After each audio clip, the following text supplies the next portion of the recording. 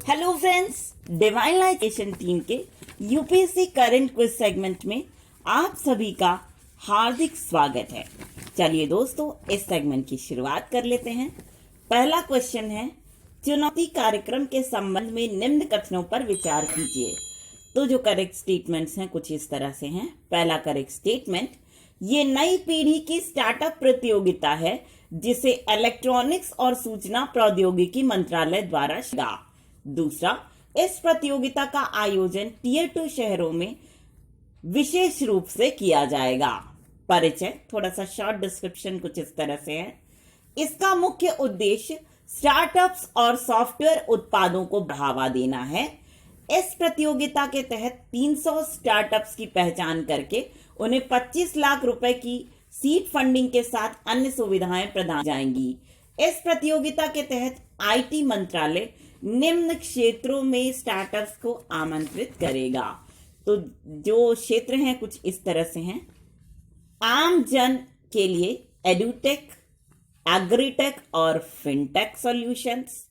भाई educational technology, मतलब भाई जैसे ऑनलाइन क्लासेस कैसे हों, ऑनलाइन एग्जाम्स कैसे हों, प्रॉक्टरिंग कैसे हो, जैसे इन्विजिलेशन जिसको आप बोलते हैं आम भाषा में, ठीक। एजुकेशनल रिसर्च कैसे हो, टीचर्स जो पढ़ाती हैं उनकी नई नई ट्रेनिंग्स वगैरह के जो प्रोग्राम्स होते हैं वो टेक्नोलॉजी के माध्यम से कैसे हों, ठीक है। अब देखो एग्रीटेक में आएगा कि आपका जो किसान है फसल कैसे खरीदें बेचें, अच्छे विक्रेता किस तरह कहाँ से उनको फायदा होगा नुकसान होगा ये अच्छे से पता लगाएं।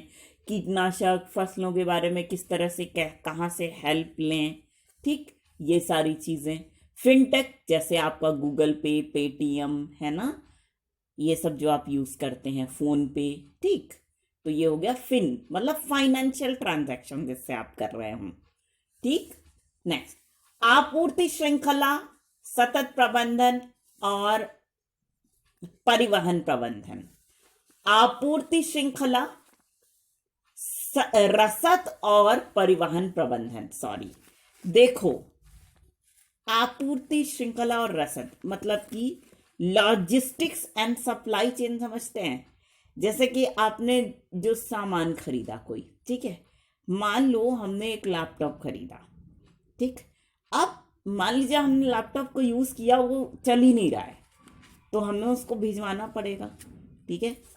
तो मतलब सामान की डिलीवरी हमारे पास हुई और अगर वो सामान खराब निकल गया तो कोई एजेंसी ऐसी हो ना जिसके पास ये प्रॉपर व्यवस्था हो कि उसको वही ले करके वापिस से आपको दूसरा सामान ला करके दे, ठीक है, जो ठीक ठाक हो, ठीक।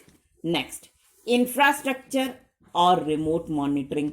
इसका मतलब तो यही हुआ ना कि जैसे आप जहां भी बैठे हैं वहां से अपने एम्प्लॉय को ऑनलाइन मॉनिटरिंग कर लीजिए, ठीक। मेडिकल हेल्थ केयर, ठीक, diagnostics, preventive and psychological care, नौकरियां और कौशल, भाषाई उपकरण और प्रौद्योगिकियां। ये सारे स्टार्टअप्स हैं जिनको कि आईटी मिनिस्ट्री बुलाएगी इस स्कीम के तहत। कौन सी स्कीम है? चुनौती। नेक्स्ट क्वेश्चन है, ग्लोबल इनोवेशन इंडेक्स 2020 के संबंध में निम्न कथनों पर विचार कीजिए। तो जो पहला करेक्ट स्टेटमेंट है वो इस तरह से है, इसे world intellectual property rights organisation के द्वारा जारी किया जाता है। दूसरा, इस सूचकांक की रैंकिंग के तहत भारत 50 शीर्ष नवोन्मेषी सूची में शामिल है। इसका मतलब है कि टॉप 50 जो बहुत अच्छे इनोवेटर्स हैं उनमें शामिल है हमारा कंट्री, क्योंकि हमारी कंट्री की 2020 की ग्लोबल इनोवेशन इंडेक्स की रैंकिंग कितनी है?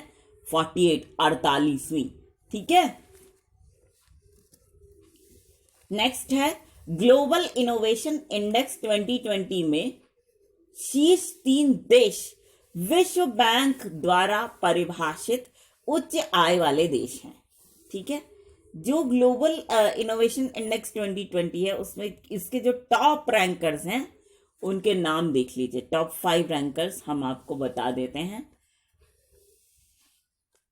स्विट्जरलैंड, स्वीडन, अमेरिका, ब्रिटेन और नीदरलैंड। ठीक है, स्विट्जरलैंड, स्वीडन, अमेरिका, ब्रिटेन और नीदरलैंड, ये 5 हैं रैंकर्स, टॉप रैंकर्स। ठीक, तो स्विट्जरलैंड, स्वीडन और अमेरिका ये हाई अर्नर्स हैं, बहुत ज्यादा कमाई इनकी होती है। ठीक है, ग्लोबल इनोवेशन इंडेक्स के बारे में थोड़ा सा आप समझ लीजिए। इसकी कुछ रैंकिंग्स बता देते हैं, इंडिया की कौन सी रही है किस किस साल में। 2018 की बात करें तो 57वीं, 2019 में 52वीं रैंक और 2015 में 81वीं रैंक आई है इंडिया की। ठीक, नेक्स्ट क्वेश्चन, मिशन कर्मयोगी के संबंध में निम्न कथनों पर विचार कीजिए। तो पहला सही स्टेटमेंट है, मिशन कर्मयोगी भर्ती के बाद प्रशिक्षण तंत्र को उन्नत करने के उद्देश्य से सिविल सेवकों के लिए एक नई क्षमता निर्माण की योजना है।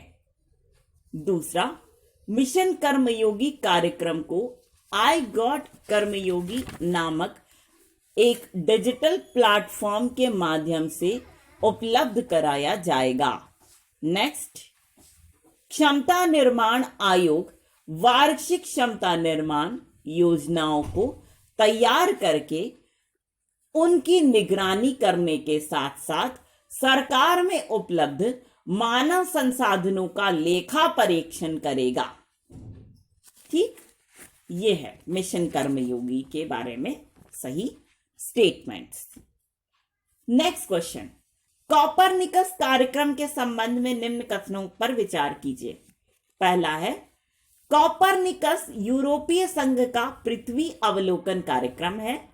दूसरा, इसका उद्देश्य पर्यावरण के प्रबंधन में सुधार करना तथा जलवायु परिवर्तन के प्रभावों को समझकर उसे कम करना है। तीसरा, यह पर्यावरण और सुरक्षा के क्षेत्र में समय पर और गुणवत्तापूर्ण जानकारी उपलब्ध कराने हेतु उपग्रहों और धरातल आधारित प्रणालियों से वैश्विक डेटा की विशाल मात्रा का उपयोग करता है। नेक्स्ट क्वेश्चन, एम्परर पेंगुइन के संबंध में निम्न कथनों पर विचार कीजिए। तो देखो, पहला करेक्ट स्टेटमेंट है, एम्परर पेंगुइन सभी जीवित पेंगुइन प्रजातियों में सबसे लंबी और भारी है। दूसरा, यह एकलौती ऐसी पेंगुइन प्रजाति है जो अंटार्कटिक में शीतकाल के दौरान प्रजनन करती है।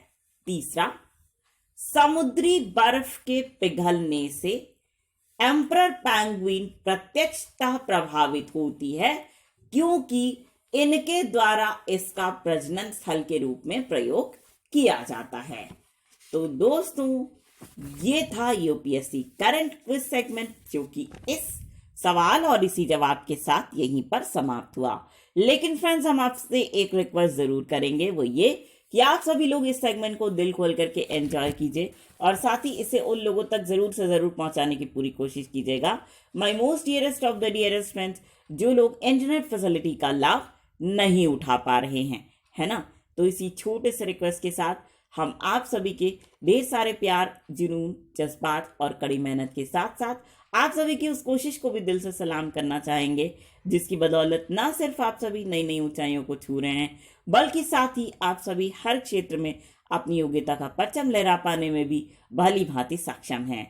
तो दोस्तों, इसी बात के साथ और इसी गर्व की भावना को अपने मन में संजोए हुए एक बार फिर पूरी डिवाइन लाइट्स एसोसिएशन टीम की ओर से हम आप सभी को कहना चाहेंगे दिल से प्यार भरा नमस्कार।